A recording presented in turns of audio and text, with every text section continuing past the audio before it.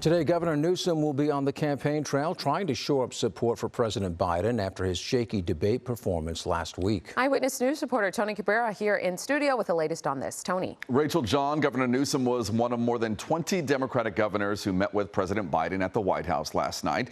They talked about the debate and tried to come up with ways to rally up Democratic supports. And it appears most Democrats are standing with Biden despite major concerns over whether he's fit enough for 4 more years. 2 congressional Democrats have called on Biden to drop out, one saying this is an opportunity to look elsewhere. It doesn't look like that's going to happen, though. Last night, the president told the group of governors he's staying in the race, saying he believes he's the best candidate to beat Trump. The governors agreed, but admit they are behind the Trump campaign and have a lot of work to do. They say it is going to take all of them in order to make it happen. In the end, they believe Biden is in it to win it, and that last week's bad debate performance was just one night.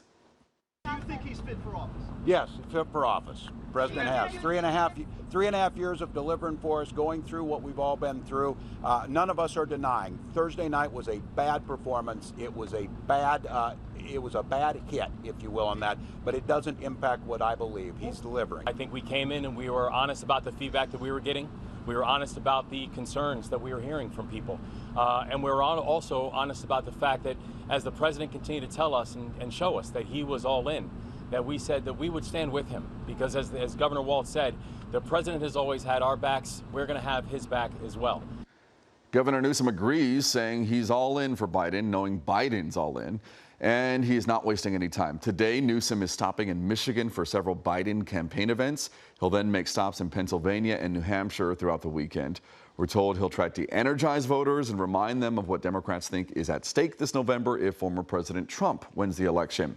Now, a new CNN poll shows 75% of voters think the Democratic Party would have a better shot at winning if Biden were not on the ballot. The poll put Trump against VP Kamala Harris. Trump still wins, but by a smaller margin. It also put Trump against Governor Newsom. Trump wins, but by a larger margin. So, John and Rachel, the numbers are still out there. Yeah. All right. Tony, thank you. ABC's George Stephanopoulos will have an exclusive first television interview with President Biden since the debate. Portions of the interview will air this Friday on World News Tonight with David Muir, also on Good Morning America this weekend, and Sunday on This Week with George Stephanopoulos.